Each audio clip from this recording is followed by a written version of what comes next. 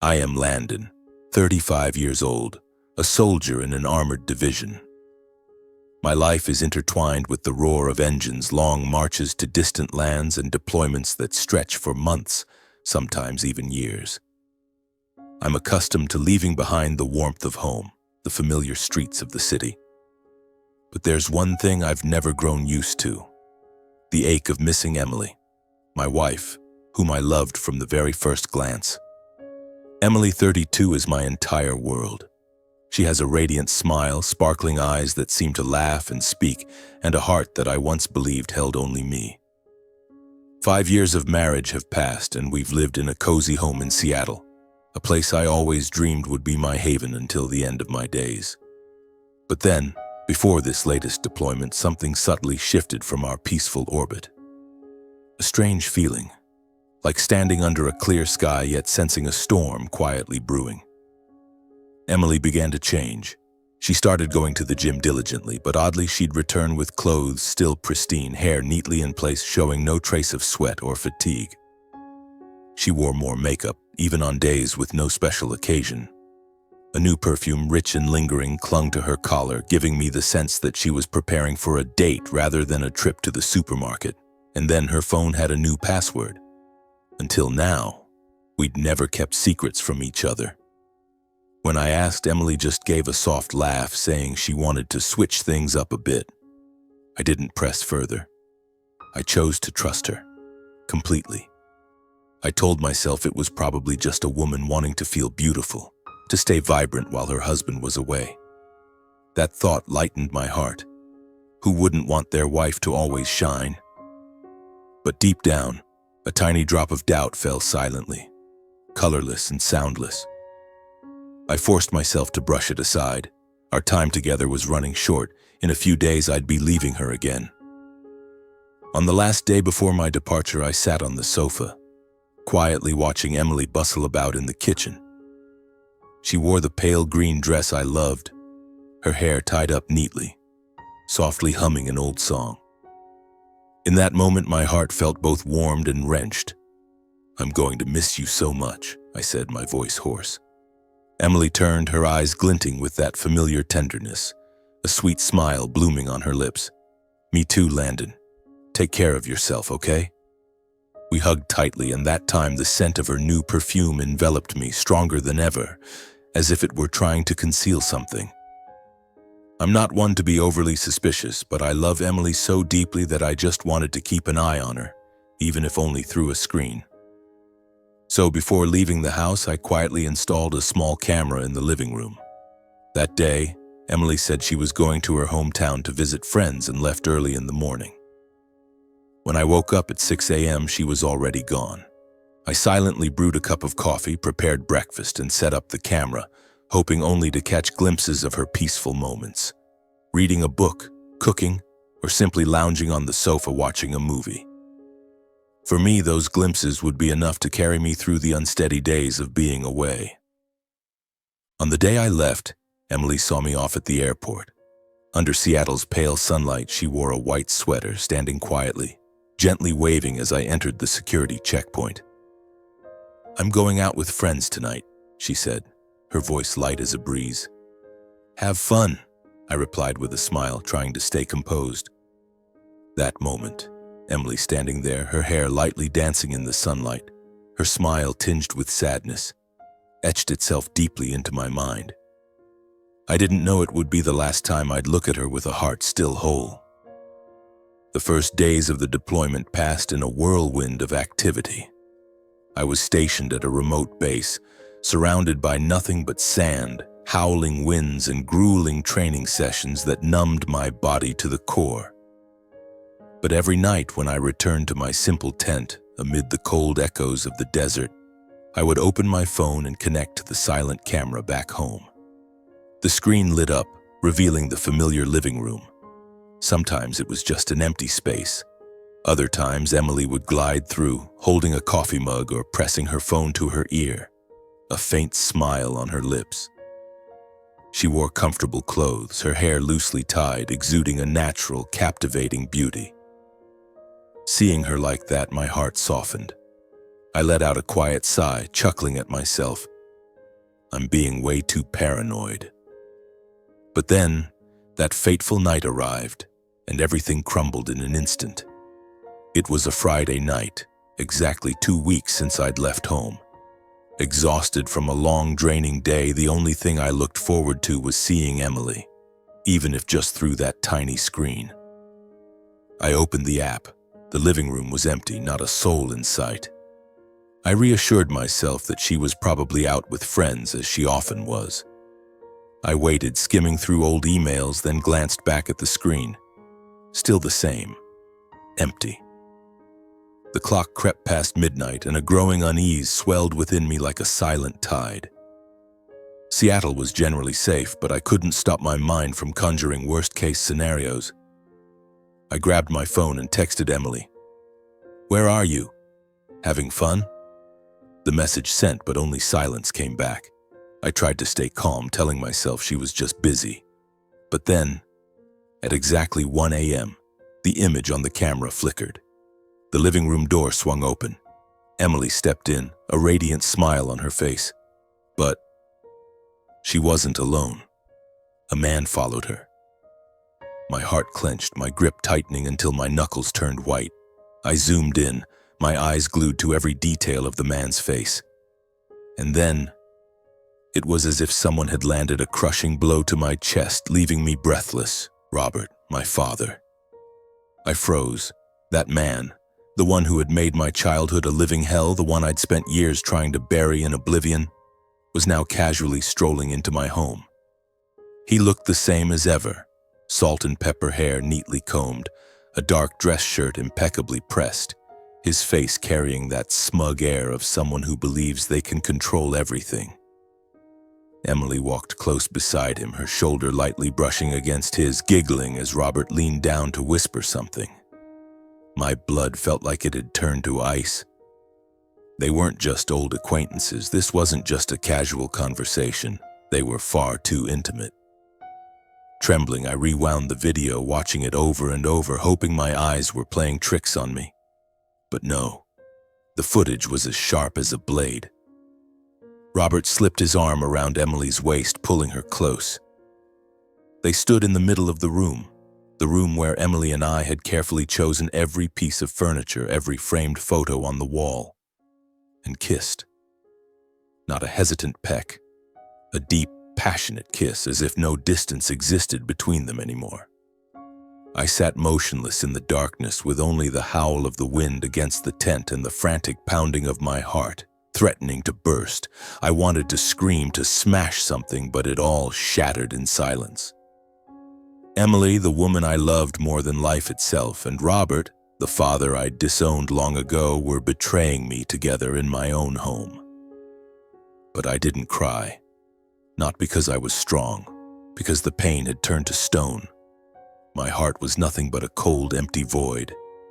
In that stillness, a voice rang out in my mind, sharp and clear. Don't let emotions guide you. If you want to take everything back, you have to stay calm. Under the flickering light spilling from the corner of the tent, I lay still like a dead man, my eyes wide open, staring into the thick darkness above. That entire night, despite my body being utterly exhausted from days of relentless training, my eyes refused to close. Each time I tried, fragmented images flooded back, jagged and cold, like shards of broken glass tearing through my mind. I saw myself at 10 years old, huddled by the cracked window of our old run-down house. Outside, rain poured in torrents, while inside, Robert's shouts rang out, deafening. Drunk out of his mind, he hurled a bottle against the wall, glass shattering at my mother's feet. She held me tightly, trembling like a small bird caught in a storm. A man has to be strong, has to be in control, got it? I still remember his hoarse voice, his warped view of strength and power. The excuse he clung to for his outbursts, his oppression, making my mother and me live in endless fear for years. I swore I'd never become a man like him, even if it killed me. I vowed that when I had a family, I'd be a good husband, a father my children could be proud of. Yet despite the resentment burning inside me, I never shirked my duty to him. Before my mother passed, in her final days lying quietly in a hospital bed, she gripped my hand, her clouded eyes brimming with tears. "No matter what, don't let your father suffer, Landon. That's the last promise I ask of you, okay?" I nodded, though my heart was heavy, and I kept my word. Over the years, though I had no desire to see him, I sent Robert money regularly, ensuring he lived comfortably, free from the burdens of survival. And yet, that very man, the one who plunged my childhood into darkness, the one I gritted my teeth to support so he could live out his days in ease, came back into my life in the cruelest way possible. Not only did he brazenly walk through the door of the home I'd built with my blood and sweat, but he callously stole the woman I loved most. I shifted, my fists clenching until they drew blood, my mind consumed by a single question, echoing like a knock from hell. "Why, Emily? Why would you do this to me? What did I do wrong?" I loved her with everything I had, giving her my heart and my life without reservation.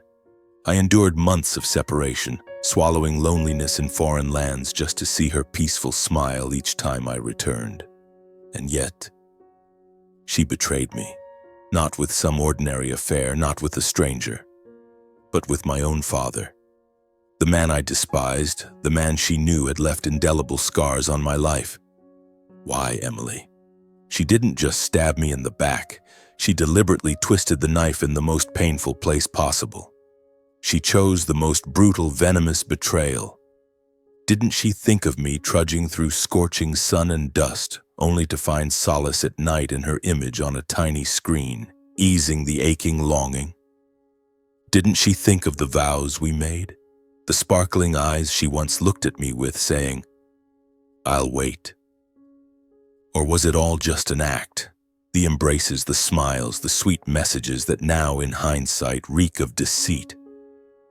I no longer know what's real or what's a lie. All I know is that the woman I once saw as my entire world has shattered everything without a moment's hesitation.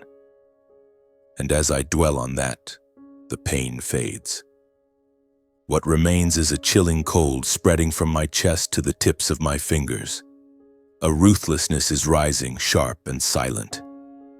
Robert, Emily, both of them, they will pay. The days that followed, I lived like a walking corpse. By day, I wore a mask of calm, carrying out every task like a soulless machine. No one could tell that behind my forced smiles and indifferent gaze was a soul shattered into fragments. At night, in the damp, cold tent, when everyone else had sunk into sleep, I faced my unprecedented nightmare alone, through the tiny screen of my old phone. I kept watching them, every night, without missing a single time. Robert and Emily moved through my home as if they were its rightful owners. They sat on the sofa I'd spent hours assembling, ate meals cooked in the kitchen I'd designed for Emily. They lived within the walls I'd poured my sweat and blood to build. Each frame on the screen was a bleeding cut, but I forced myself to watch. I needed evidence. I needed everything to be undeniable for the day I turned this game around. And then on one fateful night, that camera didn't just show me images. This time it let me hear the most damnable truth. Robert's voice came through, low and calculating. "All you need to do is sign the divorce papers soon and I'll handle the rest. The house, the car, the savings account, you should at least get half." My body froze. My ears rang, but each word hammered into my mind like nails. Emily's voice was light, yet it cut colder than a blade. "He's got quite a bit in his retirement fund and investments. If we play it smart, I could get even more than that. Just help me with the legal side." They were dividing my assets, while I hadn't even touched a pen to sign divorce papers while I was still alive, fighting each day in this harsh place. Those two were calmly calculating how much they could plunder behind my back. A chilling fear pierced my heart. I knew the law. Without enough evidence, without meticulous preparation, a single divorce signature could cost me everything. My wife, my home, half my wealth, and worst of all, the last shred of self-respect I was clinging to. I clenched my fists, my knuckles cracking. No, absolutely not. I couldn't let them have their way. They'd already stolen my love, betrayed my trust. And now, if I didn't act, they'd take what little I had left.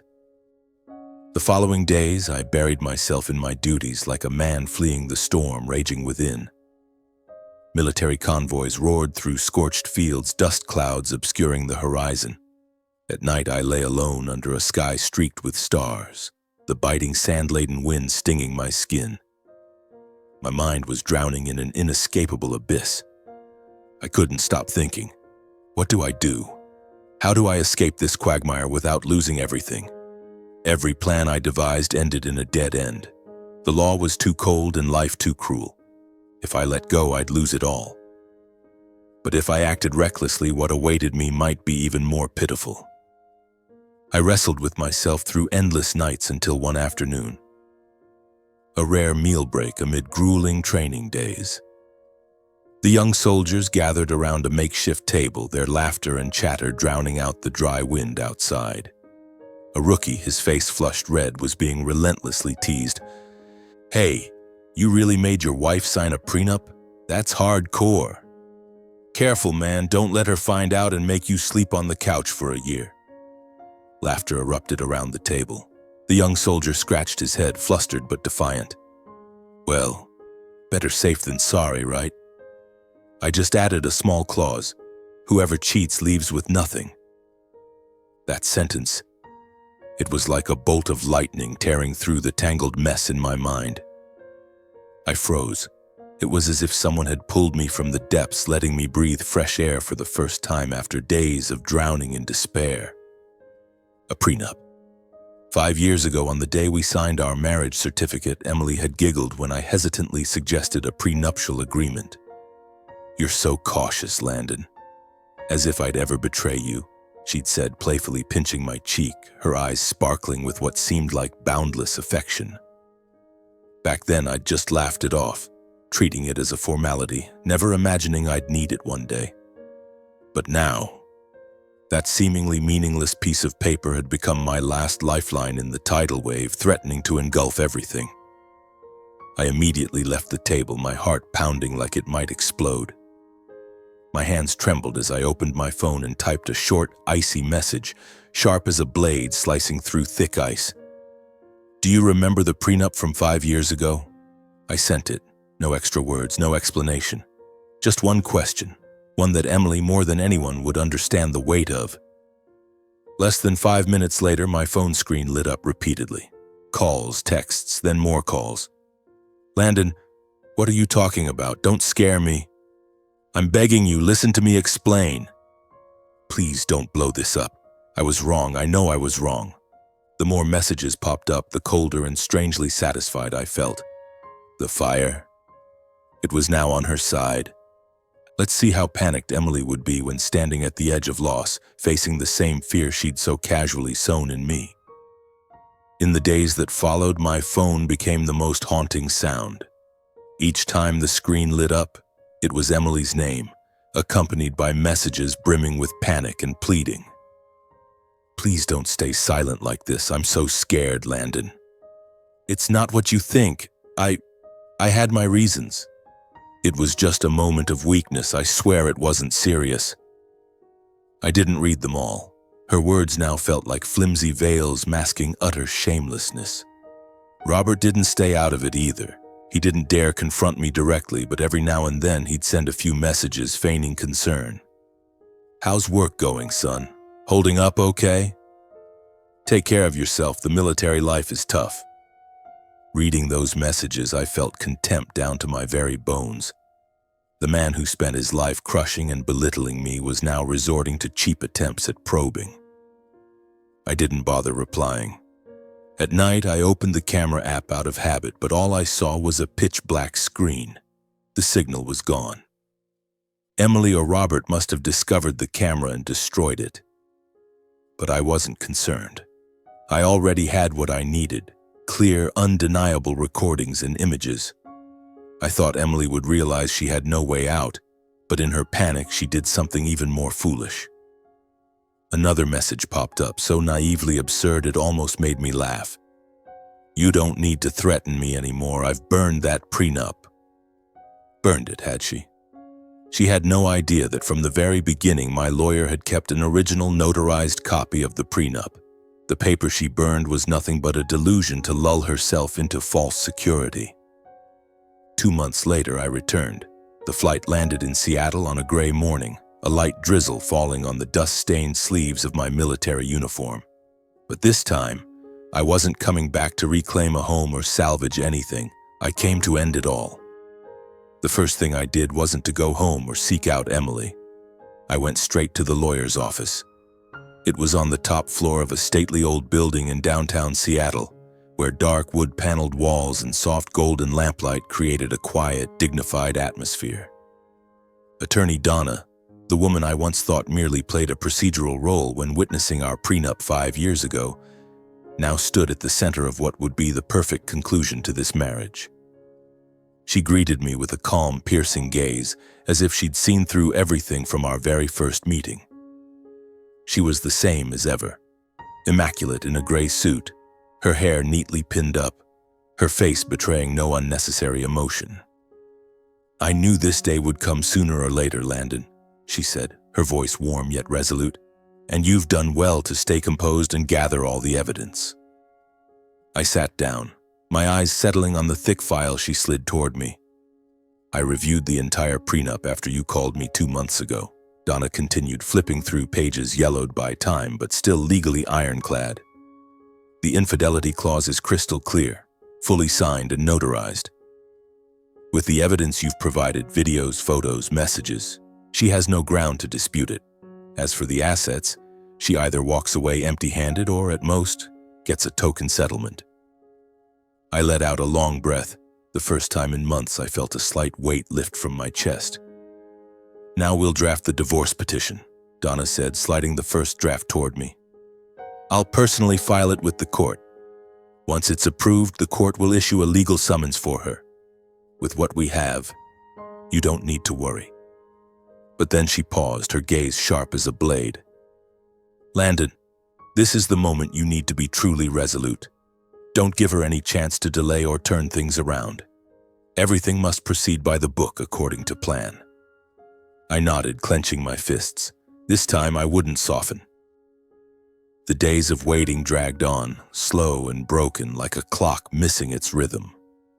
I stayed at the home of an old army buddy, Ryan, who had stood by me through the harshest days on the battlefield.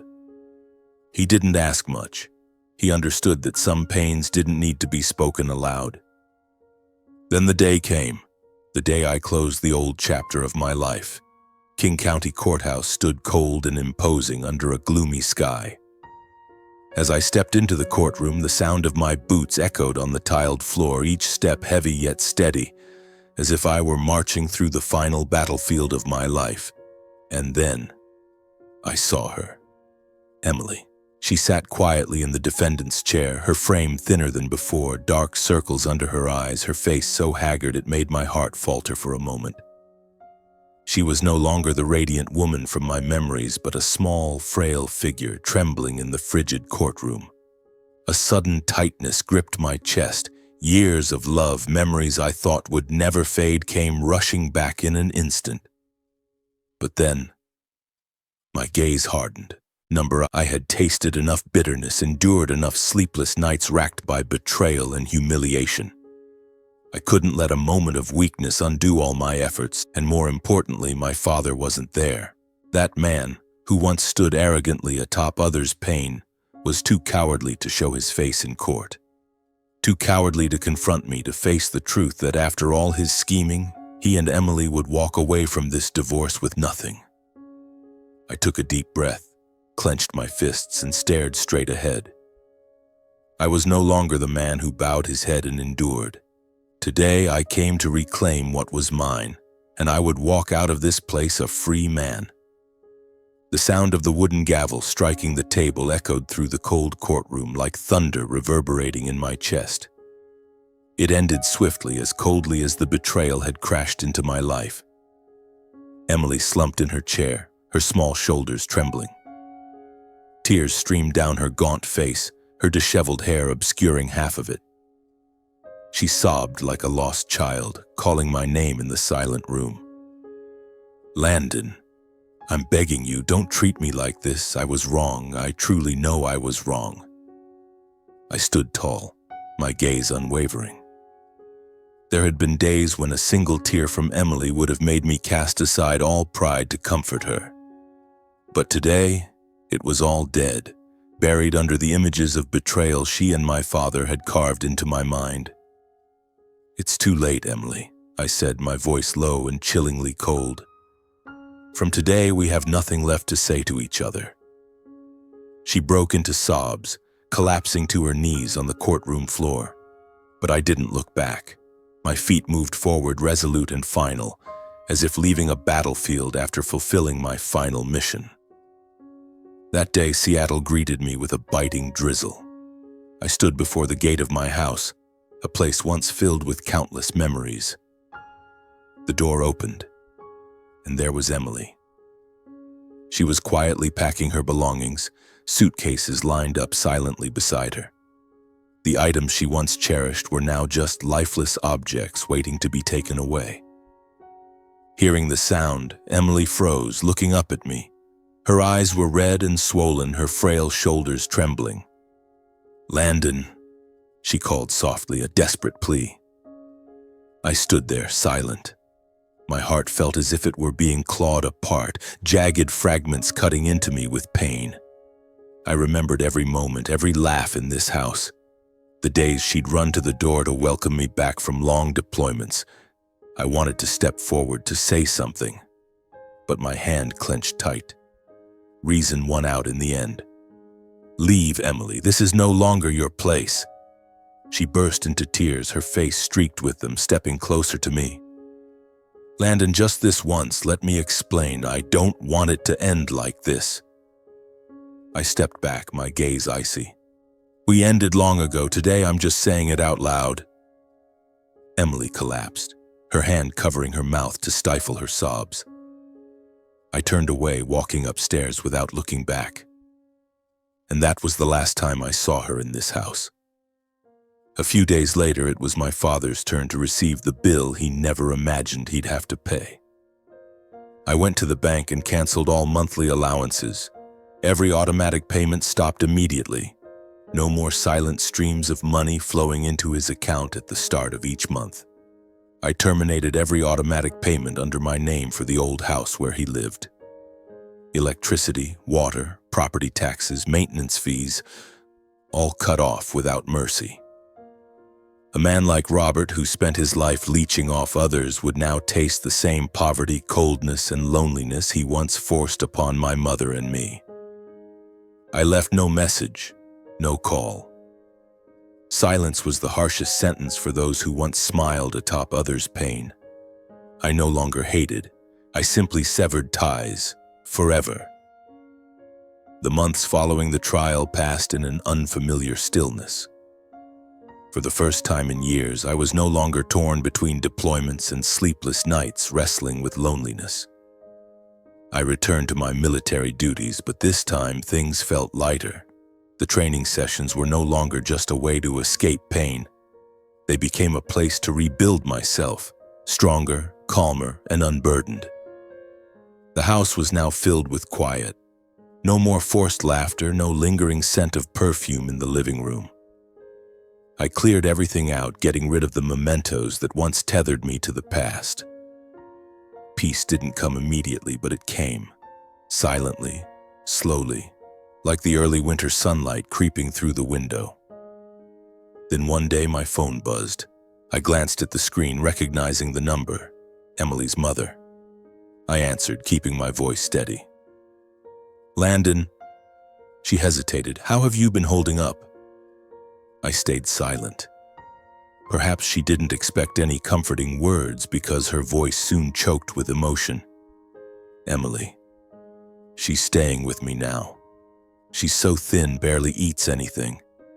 She just sits there all day, lost in thought. She says, every night she dreams of you, then wakes up in tears." I swallowed hard, a burning sensation spreading through my throat. But I said nothing. "I'm not asking you to forgive her," she sighed. I hope you won't hate her forever. She's suffered enough already." I didn't know how to respond. Some wounds, though no longer bleeding, still throbbed painfully when touched. A few months later, I drove to visit my mother's grave. Passing by the house where I was born and raised, I saw a "for sale" sign staked in the front yard. I pulled over at the neighbor's house across the street, an elderly man I knew. After talking with him, I learned my father was in dire straits, trying to sell the house at a low price with no buyers. By day, he washed dishes at a restaurant in town. By night, he returned alone to an empty house, stripped of furniture and belongings, all sold off. I stood there listening, a strange emotion welling up inside me. Not satisfaction, not joy, nor even anger. Just a vast emptiness, as if a long chapter of my life had closed, leaving behind a desolate wasteland. Late that afternoon, I returned to the old hill where my mother's grave lay. The sky was a cold gray, heavy clouds hanging low, the wind blowing in sharp, icy gusts. I stood before the simple headstone, kneeling gently, my fingers tracing the faded engravings worn by time. "Mom," I began, my voice hoarse after days of silence. "I don't know if what I've done was right. Was it too cruel, too cold?" I bowed my head, my forehead brushing the frigid stone. "I'm just so tired, Mom. Tired to the point I don't have the strength to hate anyone anymore, but in my heart, there's still an emptiness I can't fill. I don't know if one day I'll regret the choices I've made today." The wind howled through the trees, dry leaves swirling wildly along the old path. I closed my eyes, letting my emotions spill into the silence. Finally, I stood, adjusted the fresh flowers on the grave, and quietly turned to leave. The distant sky remained cloaked in thick gray, but somewhere on the horizon, a faint streak of sunlight began to glimmer. And I told myself, right or wrong, whatever the road ahead held, I would keep walking on my own 2 feet. Peace, perhaps, is simply accepting everything that has happened and learning to live with it.